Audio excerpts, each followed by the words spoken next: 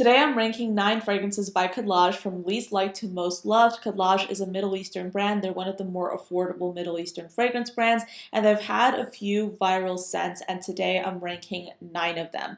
These are perfumes that I have in decant form. I've already done first impressions on all these scents, but I haven't had a chance to go back and really give an evaluated review on how these fragrances rank compared to the other fragrances in the line. And I do have a few thoughts about what I think of these fragrances. So I am excited about getting into this video, but if this is your first time watching this channel, hello, my name is Anya. I love fragrances. I talk about them here 5 times a week, Monday through Friday. I also publish additional content on TikTok and Instagram under the username ANECHKAFRAGRANCES, and I do have a podcast called The Fragrance Report. So if fragrance history and analyzing fragrance trends is of interest to you, definitely check out the podcast. I publish a new episode every Wednesday.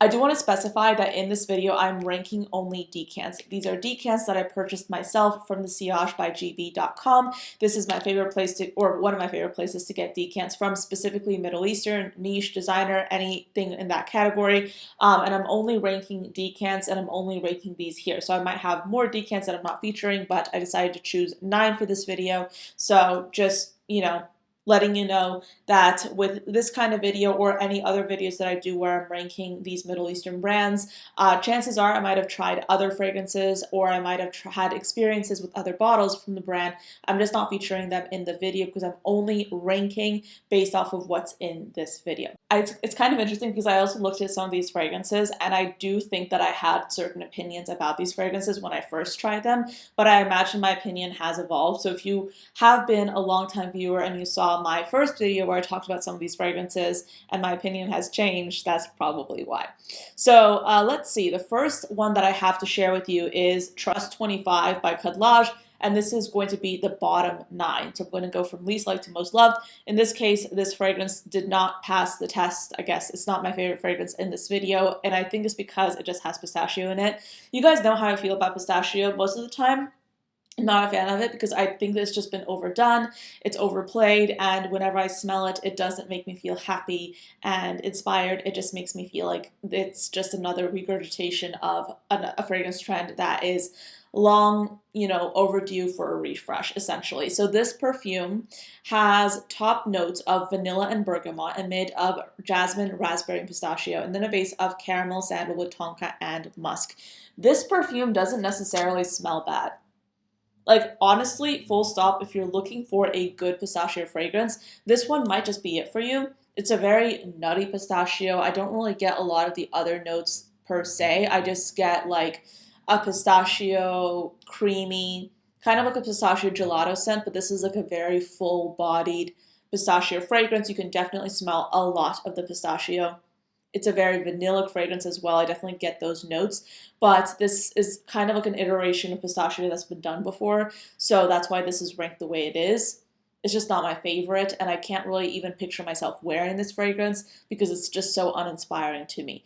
And this is not to dissuade you from getting this fragrance if you happen to really need a pistachio fragrance to add to your collection. That's not what I'm trying to do at all, but if I had to honestly rank it, it's not my favorite in this video, so that's why it's bottom, or it's at this number 9 basically. It's okay, it's just not my favorite. Next on the list is Le Prestige Bold, and if you can tell by the fact that this is in the quintessential red bottle, this in many ways smells really similar to Baccarat Rouge 540. I feel like at this point, whenever we see red, we can kind of sort of assume that it might be a Baccarat Rouge 540 dupe. And in this case, this is a fragrance with saffron, bergamot, and coconut at the top, a mid of violet, jasmine, and driftwood, and then a base of patchouli, sandalwood, and vanilla. And you might be looking at the fragrance notes and you're thinking that doesn't sound like anything similar to Baccarat Rouge 540. I don't know what it is, but this fragrance's execution is kind of like a creamier, more subdued version of Baccarat Rouge 540.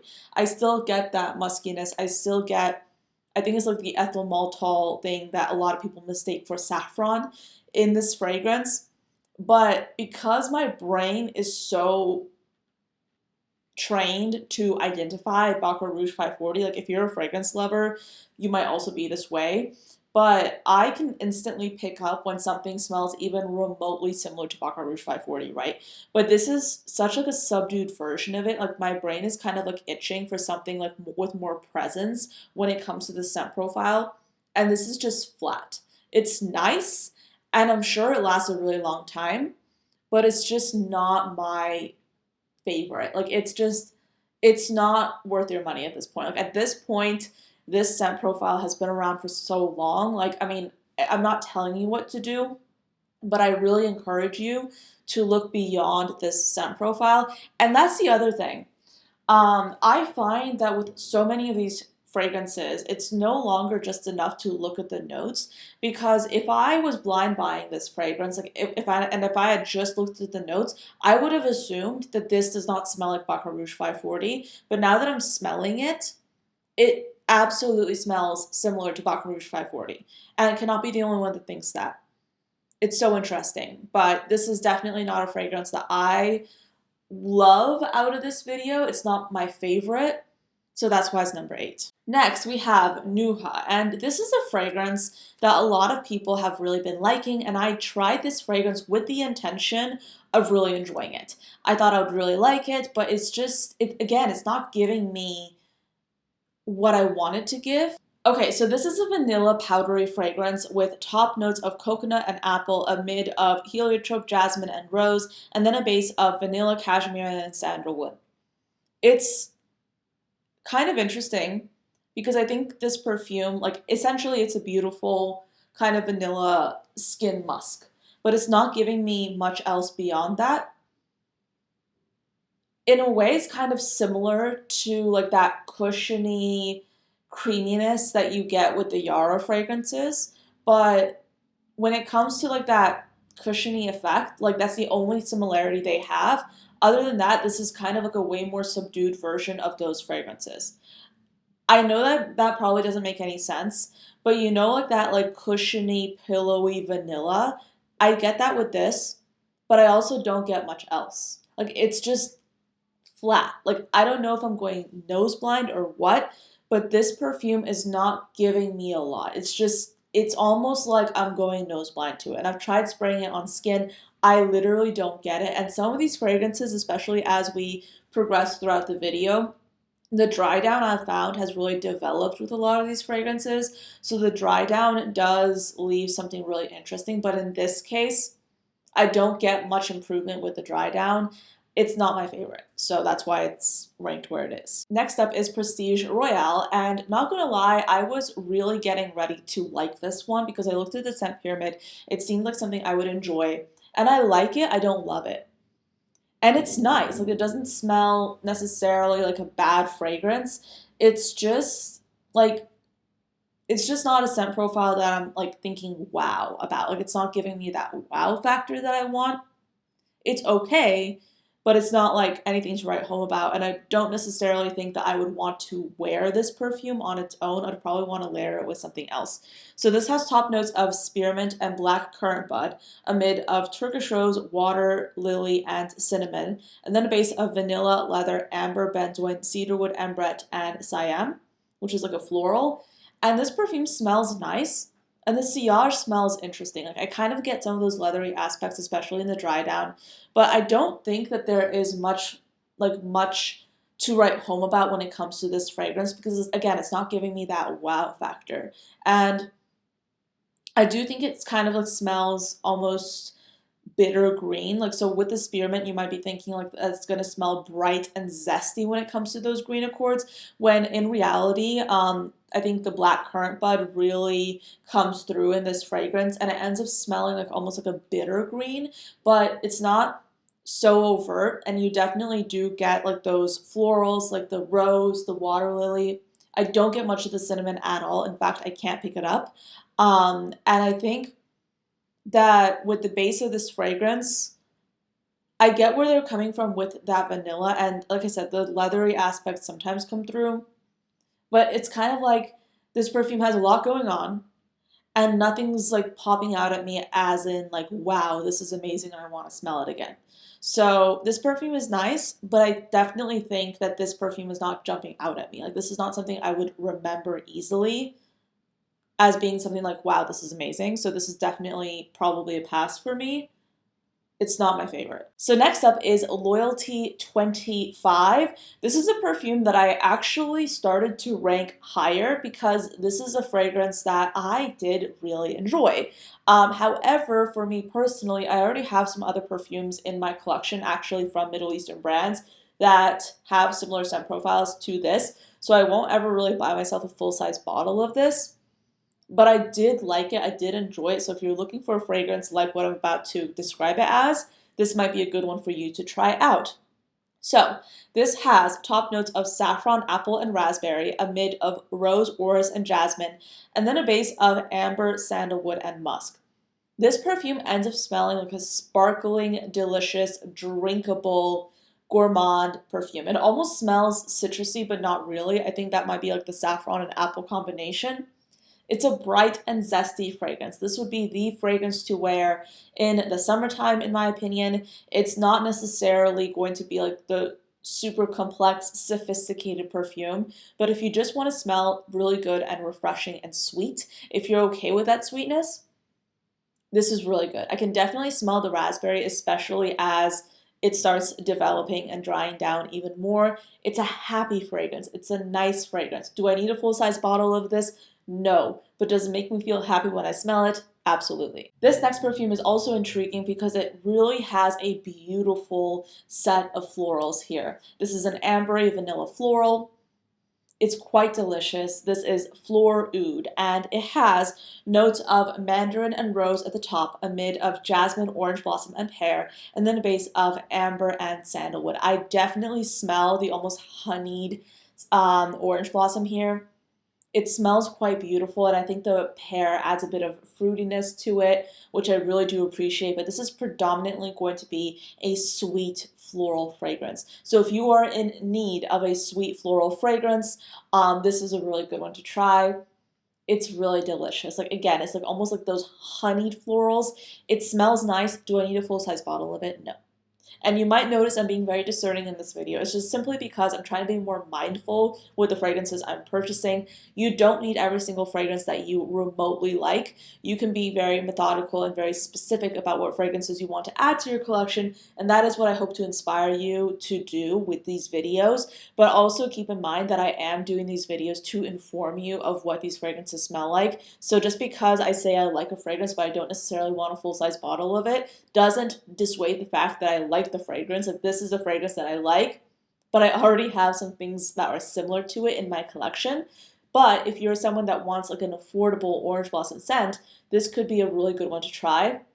And I really do like the pear in here as well. This is a nice one. Not gonna lie, I'm kind of loving how this video is getting progressively more positive, because at the beginning I was being a little bit harsh. I don't know if I was being super harsh, but like I definitely did not like the fragrances at the beginning of this video. They were not my favorite, but we're starting to get into the rhythm of things, and these next fragrances I really, really did like. So starting off with Karus Secret Musk. This is a perfume that, not gonna lie, when I first sprayed it like the first few times and then I let it dry down, I was actually contemplating on putting it much lower in the ranking than it ended up being, because this fragrance, like on first spritz, on first opening, I wasn't getting anything interesting. I just was getting like this clean musk. And as I mentioned earlier in this video, I don't have a problem with a clean musk. I just have clean musks already in my collection. So quite frankly, if I just smell a clean musk and nothing else at this stage, like nothing to add some diversity, nothing to add some pizzazz,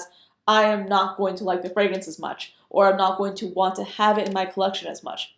But this fragrance took a turn into something completely different as it dried down. It's a gourmand fragrance, actually, but it's a good gourmand fragrance for you to try if you don't necessarily want anything like tooth-achingly sweet. If you don't want the typical gourmands, you know, like the gourmands that everyone's always talking about, like the gourmands that are super sweet, and people who don't necessarily like gourmands might be looking at that and thinking, well, I don't want something that's super sweet. Well, this is going to be the fragrance for you to consider. So this is a perfume with top notes of saffron and red fruits, a mid of tonka bean, chocolate, and rose, and then a base of musk, amber, ambergris, oak moss, and moss. This perfume, once it first came on the strip, even when I was getting ready for this video. This perfume just smells like super musky. Super musky, not a fan of it. But then as it dries down, you start getting into those gourmand touches, into those gourmand elements. The highlight for me is smelling the red fruits. The red fruits for me become a lot more apparent, and also the chocolate. It's kind of like a light cocoa chocolate. It's not something that's like super creamy chocolate. So let's just compare it to something like Nebras by Latafa. You know, Nebras really focuses on like that powdery, chocolatey, vanilla accord. Yes, there are some red berries in here. This flips it, and instead of focusing on that chocolate, this fragrance is actually focused on the red berries. So if you love red berries, if you want something that's like lighter, a little bit musky, not as like overt, gourmand, but not like so overtly gourmand, this is one to try. It really goes on a journey, and this is a very pleasant scent. I really enjoy it. This is a good one. Yeah, this is definitely not a fragrance I've smelled in this particular way before. Like the scent profile is familiar because like the scent profile is like chocolate, red berries, but the execution is a little bit more unusual, and I really do like that. This next fragrance is one that I chose because I personally like it, but this is also not going to be a fragrance for the faint of heart. It's not going to be one of those simple fragrances. It's definitely going to be a fragrance for those of you who like earthy fragrances. If you love earthy aromatics, this is a good one, and I do think it's quite a compelling perfume. This is Epoque Artistique. You might notice this from the same line as Flor Oud. I do think a lot of people would probably prefer Flor Oud because it's definitely one of the more feminine versions of, or it's definitely the more feminine leaning perfume. This is unisex leaning masculine, but in a very interesting way. Like I said, it's an earthy fragrance. It has top notes of bergamot, cardamom, lavender, and pepper, a mid of musk and geranium, and then a base of vanilla, tonka beans, cedarwood, and amber. This is definitely leaning into the earthiness. The lavender definitely is like a bit of a hint. It's not overt. I get where they're coming from with the geranium. This is an aromatic, earthy perfume. But it's definitely like kind of leaning into those earthy aspects of the fragrance. I think it's a very compelling one. It's a very commandeering perfume. This is definitely going to be something that's leaning a little bit more masculine. But if you're looking for something like that, this would be good. Even if you're a guy, though, I do want to emphasize that to my nose, this perfume is running more earthy, kind of like an earthy lavender plant. Like think of you're outside, right? And there's a lavender plant ahead of you, but you're not just smelling the lavender. You're smelling like the other earthy aspects of just being outdoors. This is what that perfume smells like, or this is what this fragrance smells like. It's very intriguing. It's definitely not one of those like quintessential cookie cutter masculine fragrances with lavender. It's more complex than that, and I do find it compelling. So yeah, I do like this. However, is it something that I would reach for every day? No, but I can easily like see myself kind of going for this fragrance when I'm in that kind of mood, when I'm in that kind of confident femme fatale, I want to wear something earthy mood. And like I will say, earthy fragrances are not for everyone. They're not going to be like your beginner friendly fragrances. They're definitely for those people that maybe have tried enough fragrances to want something earthy, because I would never recommend an earthy fragrance for someone who is like in their first year of loving fragrances. You definitely have to appreciate certain fragrance categories to appreciate fragrances within those categories. So even though I'm ranking this as number 2 in this video, this is definitely not going to be the fragrance I would recommend to anyone. This is purely for those of you who love your earthier fragrances. Finally, last but certainly not least, I have my number 1 favorite fragrance in this video. This trumps the other 8. This is the number 1 fragrance, and I have to say I'm actually thinking of maybe getting myself a bottle of this because this truly does smell wonderful, and this will probably be a really good option to get come summertime, like come with the warmer weather, because this is beautiful. It's like a soft, warm, spicy herbal fragrance. I'm talking specifically about Le Prestige Empress. So you might notice that some of the fragrances in this video are in their collection. So the Prestige collection has 3 so far, and this is the green one. This perfume has notes of ginger, bergamot, and herbal notes at the top. a mid of jasmine, violet, and rose, and then base of vetiver, patchouli, and cedar. I really like this fragrance. It's zesty, it's refreshing. It doesn't smell like cleaning product because a lot of fragrances that are this zesty sometimes do end up smelling a little bit like cleaning product, which is not my favorite thing in the world. But this just smells good. This smells good. There's a touch of ginger in here. It's an aromatic fragrance. It's an herbal fragrance. I do get like kind of something, maybe it's like a soft herbal fragrance. I don't know if I'm getting like mint necessarily, but I'm definitely getting something like thyme. This smells beautiful. And there's like a bit of sweetness to it, like, but not sweetness in like a dessert way, sweetness as in like a natural plant way. Yeah, like with a bit of bergamot. Like I definitely do get that. And this fragrance has been on the strip for a while. And I actually spray this fragrance on my hair. And it's just like one of those fragrances that just genuinely smells good. It smells good, it's refreshing, it's zesty. Out of all the fragrances in this video, this is going to be probably the most likely fragrance for me to purchase in its full size form because this genuinely smells good. It makes me smell happy. Like I love the bergamot, I love the herbal notes. The ginger is like soft. I really like this. Yeah, this is good. This is really good. So if you like tea fragrances, like fragrances that kind of like lean into those herbal aromatic notes, this is definitely one to try. Not saying there's tea in here. I don't necessarily pick up tea, but I find that if someone really likes tea fragrances, they typically also lean towards like more herbal notes, and this also leans into that herbal scent category. Very much enjoying this one. Yeah, this one's really good. It's definitely the crowning glory out of all the fragrances in this video. This is my favorite one. So anyway, that is it for all these fragrance kind of ranking reviews. Let me know, what do you think of these fragrances? Have you tried any of them? Do you think my rankings are valid? Do you think you disagree with anything I said? Let me know. Let's have a chat about it in the comments. But yeah, thank you for watching. If you missed the last video I did in this series, I talked about 10 Lattafa fragrances. A lot of those fragrances were on the more viral side, and I did a pretty, honest ranking of all those fragrances, told you what I liked, what I didn't. I think there were a few surprises in that video because I wasn't expecting to like some fragrances as much as I did. But that's an interesting video to watch, so if you missed it, it's on my channel. It's already live. But yeah, thank you for watching until the end of this video. I hope you found this interesting and helpful, and I'll see you next time. Bye.